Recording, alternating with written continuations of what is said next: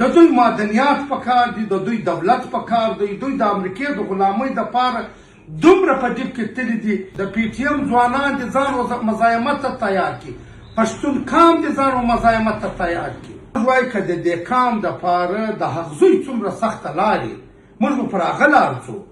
زموږ مشر چې هغه وویل چې یو د رنجیت سنګ لار ده او یو د احمدشاه او د میرویس لار ده. داسې ویلي نه دا ریاست دی نه دا د ریاست رقم دی، دا یو قانوني ده.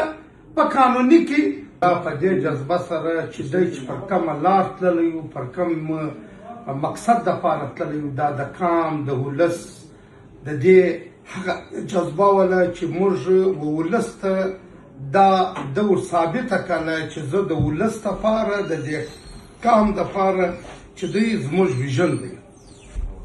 د پی ټي ایم دا رقم ډېر ملګري په زیدانو کې پراته دي، لکه علي وزیر، حاجي صمد، حاجي نورالله ترین صاحب، انیب پښتین، نور داسې بې شماره ملګري په جیلو کې دي. موږ پر خلکو پر خپل قام باندې د دې احسان نه کوو. زموږ کار دا دی، زموږ ویژن دا دی، د پی ټي ایم لار دا ده، بلکې دا لار موږ د ګلانو لار بولو. دا غاجان چې په کوم مقصد تللی و دا موږ د ګلانو لار بولو، چې دا زموږ دپاره د ګلانو لار ده.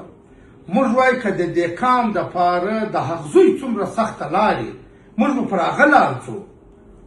دا لار خو دا د نن غاجان د 27 شپو بعد پرون د زیدان څخه خوشو سو. 27 شپې په دا ګرمۍ کې د هودې په جیل کې تېرې کړې. دا یو ډېر زه دا وایم چې د دې لپاره به دته موږ مبارکي ورکوو، دا قام ته موږ مبارکي ورکوو، خپل پی ټي ایم ته مبارکي ورکوم. په دې مبارکي ورکوم چې زموږ چې کومه لار د کوم مقصد مو دی، هغه زموږ مقصد چې دی، موږ خپل په مقصد کې کامیابه کېده غواړو. ډېر خلک دا وایي چې تی به د دې تی د علي وزیر یا د علي پښتونو ده یا د نورالله ترین تی مذمت. موږ دا ټیم د مذمت نه دی، موږ به ځان و مزاحمت ته تیاروو. د پی ټي ایم ځوانان دي ځان مزاحمت ته تیار کړي، پښتون قام دي ځان مزاحمت ته تیار کړي. د پښتون قام دا ټیم نسل کشي روانه ده. د پښتون قام دا ټیم چې کوم نسل کشي چې روان ده، که د یو حیوان دا رقم نسل کشي سوې وله، پر هغه انګریزانو پر هغه ښکار پابندي لګولې وله. هره ورځ پښتون قام جنازې پورته کوي. یو طرف ته چې زموږ جنازې پورته کوو، بل طرف ته زموږ معاشي قتل عام روان دی. زموږ کاروبارونه، زموږ تاجران، زموږ ګاډیان روزانه پر روډو سوځل کېږي، زموږ ججان مري، زموږ پښتانه داسې مري چې د دې هېڅ د سر حساب نشته. بیا هم خلک وایي چې دا ریاست، دې ته ریاست خلک نشي ویلی. نه دا ریاست دی، نه دا د ریاست رقم دی، دا یو قانوني ده. په قانوني کې پښتون قام یا که په خیبر پښتونخوا کې دی یا په جنوبي پښتونخوا کې دی، که په دې کې بلوچ دی که پښتون دی، دا د یو قانوني رقم دوی د کوي. د دې د سرو هېڅ حساب نشته، د دې د سرو سره د دوی کار نشته. د دوی معدنیات پکار دي، د دوی دولت پکار دی، دوی د امریکې د غلامۍ دپاره دومره په ډیب کې تللي دي.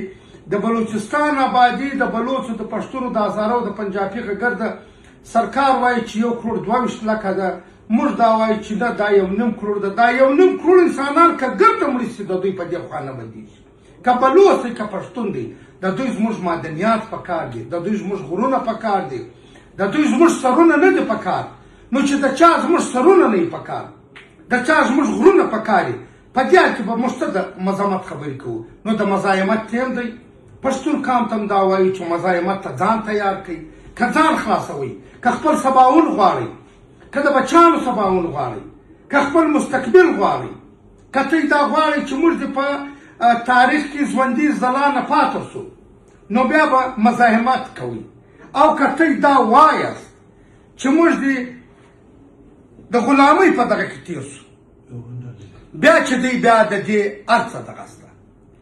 یو غلامي ده، لکه زموږ مشر چې هغه وویل چې یو د رنجیت سنګ لار ده او یو د احمدشاه او د میرویس لار ده. خوښه ستی ده چې پر کومه لار دی. که د غلامۍ لار خوښوئ هغه د رنجیت سنګ لار واخلي او که د خپل قام خپل بچانو خپل دغه ته سباون غواړي بیا د دې دپاره چې دی د مزاحمت لار ده د احمدشاه او د میرویس لار ده بیا به د مزاحمت ځان ته روي دا جیلونه باید چې زموږ هیڅ معنا نه ولري باید چې خلک زموږ ځوانان و جیلو و دې ته ځان تیار وساتي چې دا چې جنازې درکوي چې ستا ښه ښایسته خلک چې هغه ورته تعلیم یافته چې هغه دغه ته ورسېږي هغه دوی دروزوي نو بیا په داسې حال کې به موږ څه ژوند وکړو نو یواره بیا خپل تنظیم ته خپل د آغاجان که مقصد د تنظیم که مقصد د پی ټي ایم که مقصد و آغاجان ته یواره بیا مبارکي وکړم ټول تنظیم ته مبارکي وکړم الله دې وکړي زموږ نور ملګري هم د زندانو څخه خوشې شي په هغې کې علي وزیر په هغې کې نورالله ترین اني پښتون حاجي صمد د دې ولولې د دې جذبې سره چې د قام ته یواره بیا دا وایي چې د مزاحمت لپاره ځان تیار کړي ډېره مهرباني